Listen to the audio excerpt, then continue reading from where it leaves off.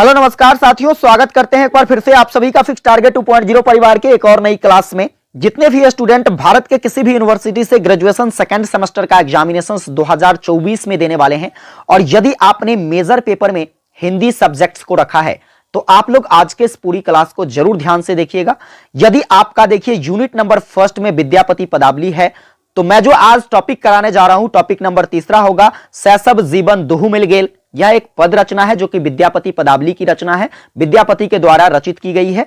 और देखिए आपके पेपर में इस टॉपिक से जो भी प्रश्न बनाए जाएंगे एक भी प्रश्न आपका नहीं छूटेगा, चाहे वो ऑब्जेक्टिव क्वेश्चंस हो, चाहे वो शॉर्ट टाइप क्वेश्चंस हो या फिर लॉन्ग टाइप क्वेश्चंस हो। मैं यहां पर टॉपिक को इस प्रकार जो है आपके बीच प्रस्तुत करने वाला हूं, तो पूरी क्लास को ध्यान से देखिएगा। मेजर, माइनर और एमडीसी में मैं आपको कंबाइंड क्लासेस हिंदी के लिए प्रोवाइड कर रहा हूं, लेकिन यह टॉपिक केवल और केवल मेजर पेपर में पढ़ना है, माइनर और एमडीसी में नहीं पढ़ना है। जैसे कि मैंने आपको टॉपिक नंबर फर्स्ट में पढ़ाया था देख देख राधा रूप अपार, वह भाई साहब तीनों में पढ़ना था। इसके बाद टॉपिक नंबर 2 में पढ़ाया मैंने आपको क्या, तो टॉपिक 2 में पढ़ाया कि जय जय भैरवी, तो यह भी आपको माइनर, एमडीसी, मेजर सभी में पढ़ना था, लेकिन यह केवल मेजर पेपर में पढ़ना है। तो चलिए यहां पर हम लोग आज के इस क्लास में क्या क्या पढ़ेंगे जरा इस पर नजर डालते हैं।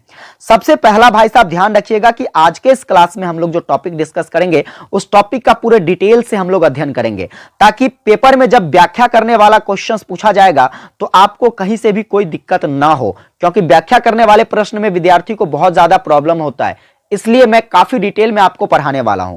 फिर यहां पर देखिए जो विद्यापति पदावली के संपादक हैं राम वृक्ष बेनीपुरी, कौन है भाई साहब, राम वृक्ष बेनीपुरी हैं। तो इस राम वृक्ष बेनीपुरी के बारे में जीवन परिचय तो मैंने पहली कक्षा में ही कर लिया था, ठीक है, पिछली कक्षा में बताया था मैंने आपको। लेकिन यहां पर देखिए आपको मैं क्या बताने वाला हूं, तो इसकी भाषागत शैली के बारे में बताने वाला हूं कि राम वृक्ष बेनीपुरी का जो भाषागत शैली था वह किस प्रकार का था। इसके बाद राम वृक्ष बेनीपुरी का साहित्यिक परिचय क्या है। जीवन परिचय तो आपने देखा था, व्यक्तित्व को भी पहचान लिए थे आप, साहित्यिक परिचय क्या है हम इसको जानेंगे। फिर यहां से जो शॉर्ट टाइप क्वेश्चंस बनाए जा सकते हैं पेपर में उस पर चर्चा करेंगे, लॉन्ग टाइप क्वेश्चंस या फिर अन्य तरीके के कोई भी प्रश्न बनाए जाए तो हम उस पर डिटेल में चर्चा करेंगे। एक बार आप लोग सेशन को लाइक नहीं किए हैं मेरे भाई, लाइक कर दीजिए, अपने सभी दोस्तों के बीच इसे ज्यादा से ज्यादा शेयर कर दो ताकि सभी को जो है इसका हेल्प मिल सके, सभी एक बेहतरीन तैयारी कर सके। आइए बात करते हैं हम लोग टॉपिक पर। देखिए आपका सबसे पहला टॉपिक क्या है, टॉपिक है आपका शैशव जीवन दुहु मिल गेल। अब यह एक पद रचना है, पद रचना कहने का मतलब एक कविता है। क्या है, एक कविता है, और कविता को हम लोग कई फॉर्म में पढ़ते हैं, जैसे कि इसे हम गीत के रूप में भी गा सकते हैं, कविता स्वरूप भी पढ़ सकते हैं। तो इसको हम उच्चारित कैसे करेंगे, पहले इस पर फोकस करते हैं, फिर इसके अर्थों को समझेंगे, प्रश्नों को जानेंगे। देखिए कैसे पढ़ेंगे इसे कि शैशव जौवन दर्शन भेल दुहु दल थले दंड पड़ी गेल, कबहु बांध है कच कबहु बिथारी, कबहु झांप अंग कबहु उघारी, अतिथिर नयन अथिर किछु भेल, उरज उदय थाल लालिम देल, चंचल चरण चित चंचल भान, जागल मानसिज मुदित नयान, विद्यापति कह सुनु बर कान, धैर्य धरह मिलायब आन। तो ये इसके उच्चारण करने का तरीका है, आपको ऐसे ही पढ़ना है जैसे मैं पढ़ा हूं। अब आइए इसके प्रसंग को जानते हैं कि आखिर विद्यापति जी जो हैं इस पंक्ति के माध्यम से, इस पद रचना के माध्यम से हमें क्या संदेश देते हैं, क्या बताना चाहते हैं। तो इस प्रस्तुत पद में जो है विद्यापति के द्वारा राधा के किशोरावस्था के बारे में बताया गया है। देखो राधा की किशोरावस्था, राधा जब क्या रहती है तो शैशवावस्था में रहती है, यानी कि बचपना जब उसकी रहती है, तो हर किसी के बचपना के बाद जो है क्या होता है उसकी युवावस्था प्रारंभ होती है, जिसे हम लोग किशोरावस्था भी कहते हैं। अब युवावस्था प्रारंभ होने के साथ साथ व्यक्ति में या फिर कहे तो किसी भी लड़का में, लड़की में काफी सारे परिवर्तन देखने को मिलते हैं। तो उसी परिवर्तन को विद्यापति के द्वारा इस रचना के माध्यम से बताने का प्रयास किया गया है, उसके सौंदर्य के बारे में, उसके लावण्य के मनोहारी चित्र को प्रस्तुत करने का प्रयास विद्यापति के द्वारा किया गया है। अब आइए हम लोग जानते हैं इसके अर्थों को, प्रत्येक पंक्ति के अर्थों को समझेंगे। जैसे कि सबसे पहला जो आपका पंक्ति है, दोहा है, उस दोहा में क्या बताया गया है कि शैशव जौवन दर्शन भेल दुहु दल थले दंड पड़ी गेल। इसका अर्थ क्या होगा, इसका हम व्याख्या कैसे करेंगे। तो देखिए कवि कहते हैं कि किशोरी राधा के मन व देह में शिशुता और किशोरावस्था दोनों ही संधि वेला में आ गया है। जैसे कि क्या होता है जब हमारा नया नया युवावस्था प्रारंभ होता है, वैसी स्थिति में हम पहले बाल्यावस्था से गुजर गए रहते हैं। बाल्यावस्था कहने का मतलब कि छोटी अवस्था से हम गुजरे हुए रहते हैं और हमारा जो मन है, हमारा जो तन है, वह बाल्यावस्था से घिरा होता है। अब बाल्यावस्था से घिरा होता है, ऐसी स्थिति में डायरेक्टली अगर हमें युवावस्था में ढलना है तो कहीं ना कहीं क्या होता है, हमारे मन में एक संधि की तरह हो जाता है, कहे तो एक युद्ध की तरह चलता रहता है कि हम क्या करें जो अच्छा होगा, क्या ना करें जो अच्छा होगा। तो इस तरीके का भाव जो है क्या होता है, हमारे मन में जागृत होता रहता है, पैदा होता रहता है। तो इसी दोनों के द्वंद्व युद्धों के बारे में बताया गया है विद्यापति के द्वारा इस पंक्ति के माध्यम से। और कवि कहते हैं कि किशोरी यानी कि राधा, किशोरी राधा के मन में जो है और उसके देह में जो है क्या हो रहा है, तो शिशुआवस्था और किशोरावस्था, इस दोनों के बीच में एक तरीके से संधि हो रही है। और जैसे ही यह दोनों मिल गया है, इस दोनों के मिलने के स्वरूप मानो कि दो सेनाएं जो है आपस में क्या कर रही है, तो युद्ध कर रही है। ऐसी स्थिति जो है राधा के मन में, राधा के शरीर पर उत्पन्न दिखाई दे रही है विद्यापति को। ठीक है, आगे कहता है कबहु बांधे कच कबहु बिथारी, यानी कि जो राधा है ना, वह अपनी शिशुआवस्था के प्रभाव में आकर क्या करती है, तो अपने बालों को, बालों यानी कि केसों को क्या करती है, कभी बांध लेती है। तो उसे लगता है कि युवावस्था में हमें क्या करना चाहिए, बालों को खोला रखना चाहिए, खोल कर रखना चाहिए। इसलिए वह अपने युवावस्था के प्रभाव में आकर क्या करती है, तो कभी खोल लेती है। इसके बाद कहता है कबहु झांपे अंग कबहु उधारी, यानी कि कभी क्या करती है वह, तो अपने बालों की तरह ही, जैसे कि बालों को वह क्या करती थी, तो अपने बाल्यावस्था के कारण कभी लगता था कि उसे खोल बांध कर रखना चाहिए, युवावस्था के कारण उसे लगता था कि चलो इसको खोल कर रखना चाहिए। ठीक उसी प्रकार से कबहु झांपे अंग, कभी अपने बदन को क्या करती है वह, तो ढक लेती है, जो कि क्या करना है उसे, युवावस्था का प्रभाव है वह। और कबहु उघारी, जो कि बाल्यावस्था का प्रभाव है। बाल्यावस्था में नहीं देखते हो कि कैसे बच्चे क्या करते हैं, तो शरीर पर वस्त्र वगैरह भी नहीं रहता है, एकदम नंगटे क्या करता रहता है भाई, इधर से उधर घूमता रहता है कि नहीं। लेकिन युवावस्था में थोड़ी सी मर्यादा सामने आ जाती है, तो उसे लगता है कि हमें अपने तन को क्या करना चाहिए, ढक कर रखना चाहिए। तो राधा के मन में इसी तरह का विचलन जो है यह पैदा हो रहा है, इसी तरीके का मनोभाव जो है उत्पन्न हो रहा है। कभी कभी क्या करती है वह, तो अपने वस्त्रों को क्या करती है, अपने शरीर से अलग कर लेती है, और फिर कभी क्या करती है, तो अपने वस्त्रों से क्या करती है, अपने तन को ढक लेती है। इसके बाद आगे कहता है कि अतिथिर नयन अथिर किछु भेल उरज उदय थाल लालिम देल, यानी कि किशोरी जो है, यानी कि राधा जो है, उसकी स्थिर आंखें, अतिथिर नयन, जो नयन, जो आंखें काफी स्थिर हुआ करती थी, युवावस्था प्रारंभ होने के बाद वो आंखें क्या हो जाती है, चंचल हो जाती है। जैसे बाल्यावस्था में हमें पता नहीं कि कैसे किसी को इशारे करना है, कैसे हमें नैन मटक्के करना है, लेकिन जैसे ही यह युवावस्था प्रारंभ होता है, हमारी आंखें फरकने लगती है और यह किसी के तलाश में होता है कि नहीं भाई साहब, हर किसी के साथ ऐसी परिस्थितियां होती ही है।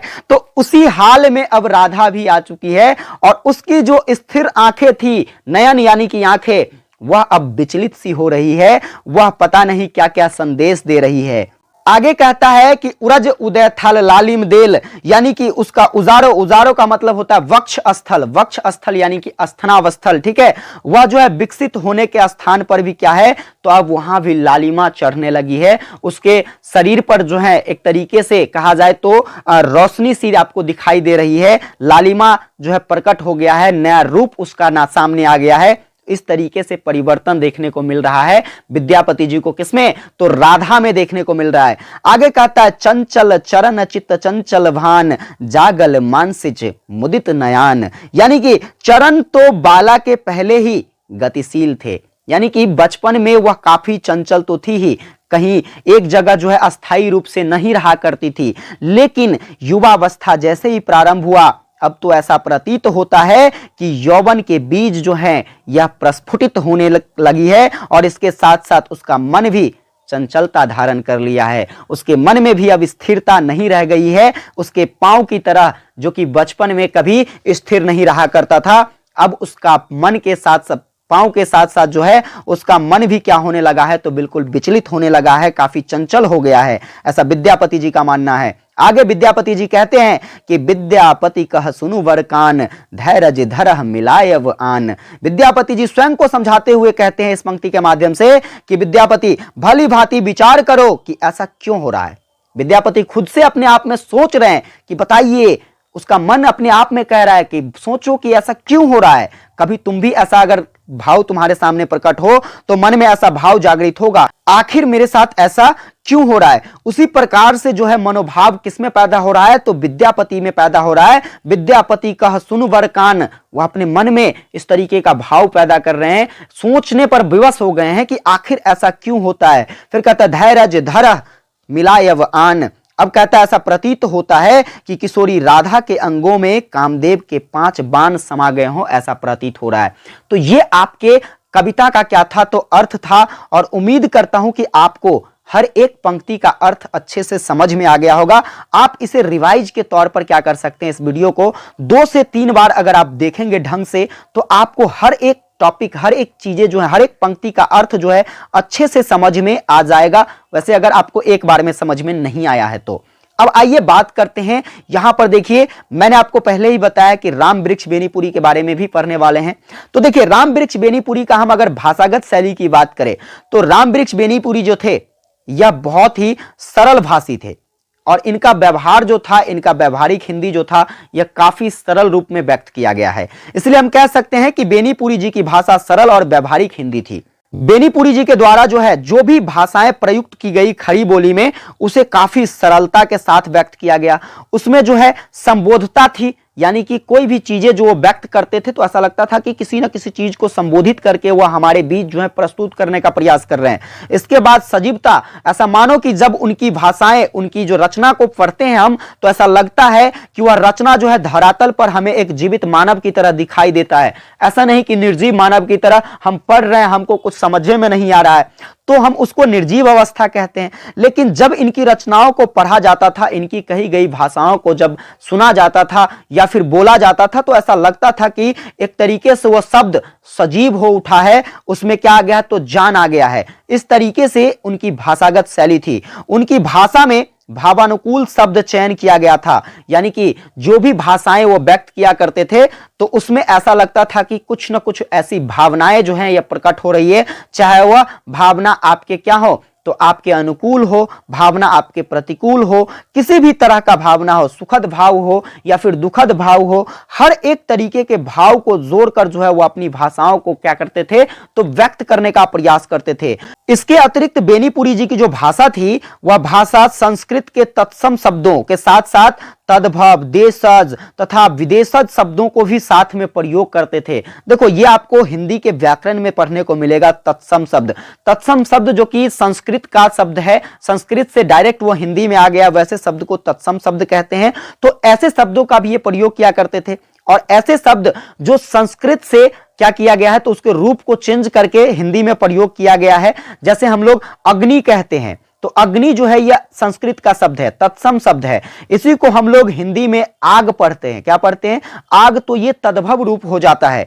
तो इस तरह के भी शब्दों का जो है इसके भाषा में प्रयोग किए गए हैं। कुछ ऐसे शब्द जो कि देशज शब्द भी था। देशज शब्द जैसे हम लोग क्या कहते हैं, लोटा कहते हैं, बाटी कहते हैं, ठीक है, पगड़ी कहते हैं। तो इस तरीके के जो शब्द हैं ये क्या कहलाते हैं, देशज शब्द कहलाते हैं, क्योंकि यह देश की भाषा है, हम लोग बोलचाल की भाषा में इसका प्रयोग करते हैं। और इसके अतिरिक्त इन्होंने विदेशज शब्द जैसे कि अंग्रेजी के शब्द, उर्दू के शब्द, ठीक है, ये सारे के सारे शब्दों का प्रयोग करके इन्होंने अपनी रचना करी थी, और इसीलिए जो है इसकी भाषागत शैली को काफी अनुकूल बताया जाता है। उनकी भाषा में लोकोक्तियां और मुहावरे का भी प्रयोग किया गया, जिससे भाषा की अभिव्यक्ति क्षमता में क्या हो सके, तो वृद्धि हो सके, वृद्धि दिखाई दे सके। देखिए, मुहावरा और लोकोक्तियां का प्रयोग जो है आपको क्या बनाती है, तो आपको एक सभ्य साहित्यकार बनाती है। जैसे कि जब कभी भी हम अपने रचना में लोकोक्तियां या फिर मुहावरों का प्रयोग करते हैं तो वहां पर लोगों की जो विचारात्मक शक्ति होती है वह विचारात्मक शक्ति विकास होता है,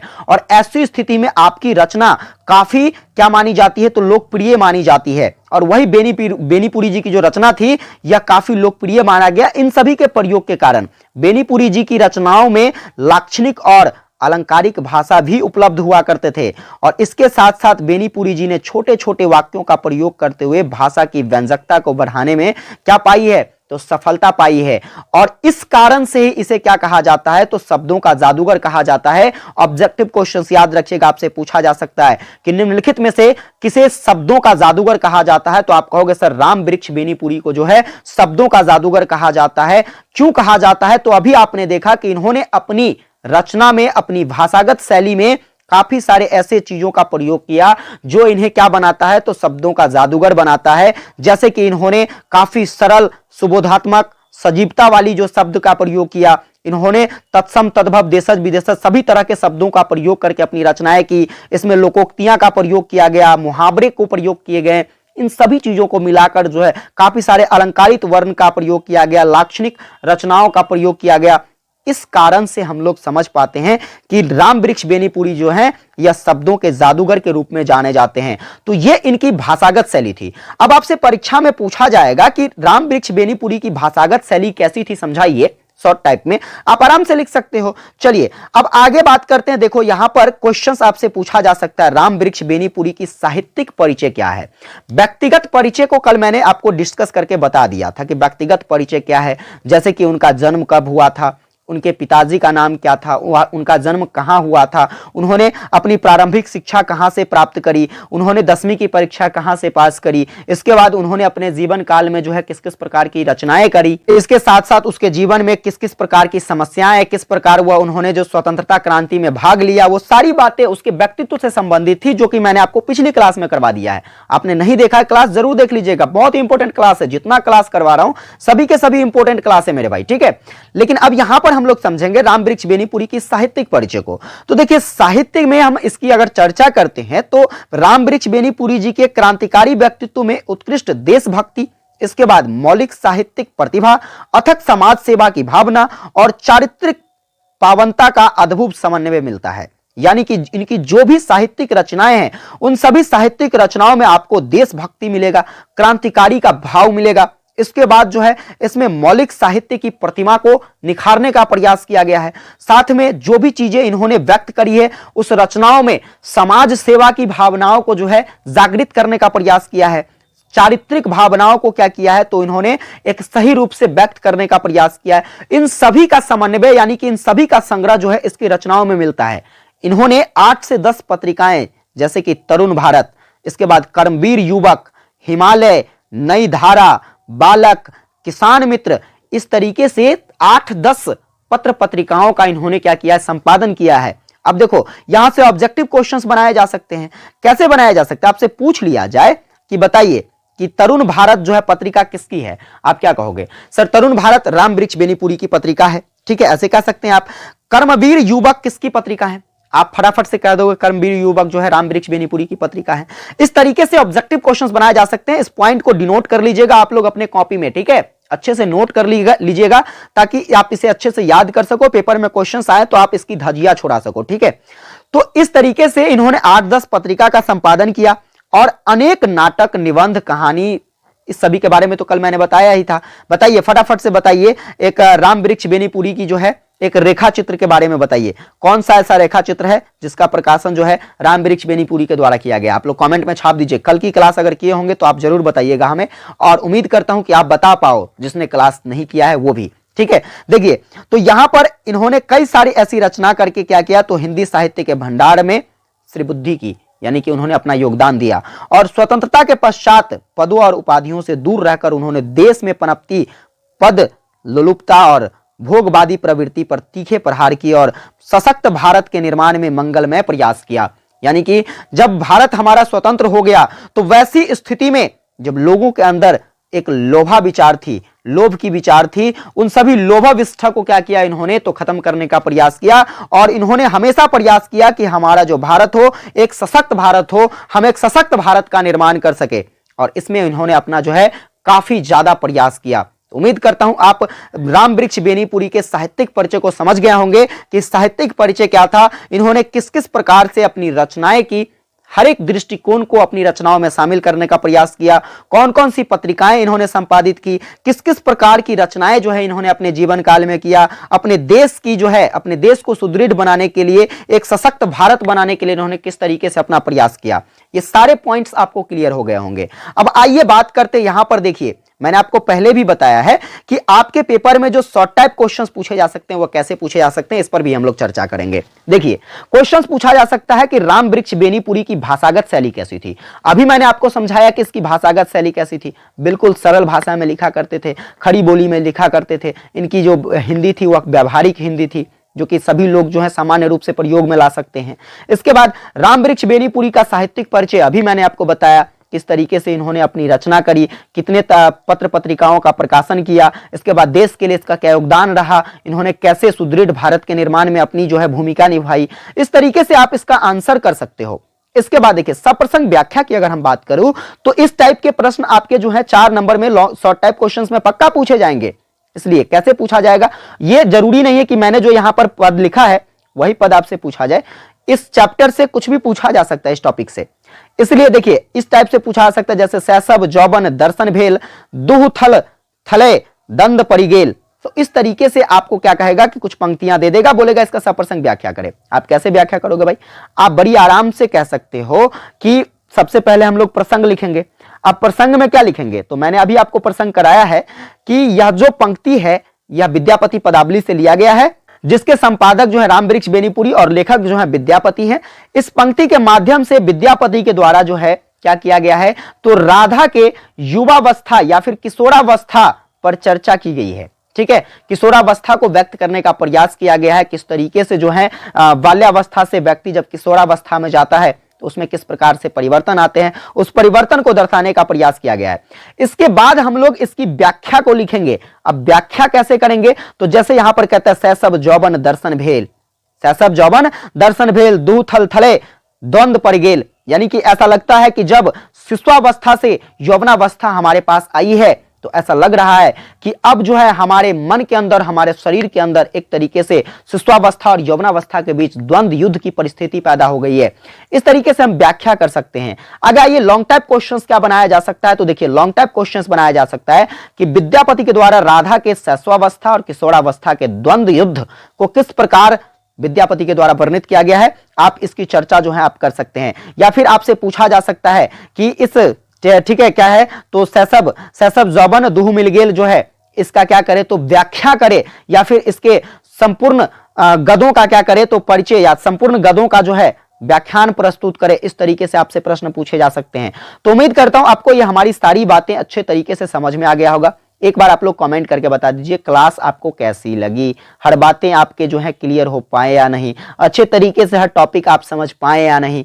चलिए फटाफट से, अगर समझ पाए हैं तो यस टाइप कीजिए, अगर नहीं समझ पाए हैं तो नो टाइप कीजिए। फटाफट से आप लोग कमेंट कर दीजिए। अगर आप नहीं समझ पाए हैं तो मैंने आपको पहले ही बता दिया कि इसको 2 गुना स्पीड पर ले जाओ। ठीक है, 2 गुना या 1.5 गुना स्पीड पर ले जाइए वीडियो को, और 3 से 4 बार देखो, ताकि आपको हर एक पॉइंट अच्छे तरीके से क्लियर हो सके। ठीक है, विशेष सेशन अगर आपको हेल्पफुल लगी हो लाइक कर दीजिएगा, लाइक नहीं किए हैं तो, क्योंकि हर एक लाइक मोटिवेट करती है, मेरे अंदर ऊर्जा लाती है, और मैं आपके लिए ऐसे ही जानदार शानदार क्लास लाता हूं। और कमेंट करके जरूर बताइएगा कि क्लास कैसी लगी। अपने सभी दोस्तों के बीच, अपने सभी यूनिवर्सिटी ग्रुप में इसे जरूर शेयर कीजिएगा। विशेष आप लोगों से अगली क्लास में मिलेंगे, तब तक के लिए जय हिंद, वंदे मातरम।